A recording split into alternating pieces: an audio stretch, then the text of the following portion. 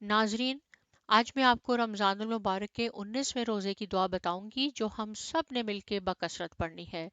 تو شروع کرتے ہیں اللہ تبارک و تعالیٰ کے بابرکت نام کے ساتھ۔ اعوذ باللہ من الشیطان الرجیم، بسم اللہ الرحمن الرحیم۔ ربنا هب لنا من ازواجنا وذرياتنا قرة أعين واجعلنا للمتقين إماما۔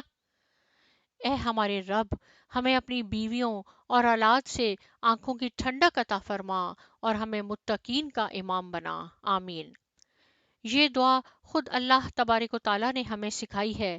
یہ اس عزم کا اظہار ہے کہ ہم زیادہ سے زیادہ لوگوں کو اللہ تبارک و تعالیٰ کا فرما بردار دیکھنا چاہتے ہیں اور اس کا آغاز اپنے گھر سے کرنا چاہتے ہیں۔ اس دعا کے پڑھنے سے انسان کے اہل و عیال میں برکت آ جاتی ہے، اور ہمیں ساتھ میں دعا کرنی چاہیے کہ یا اللہ ہماری اولاد کو ہماری آنکھوں کی ٹھنڈک رکھ، آمین ثم آمین۔ جزاک اللہ۔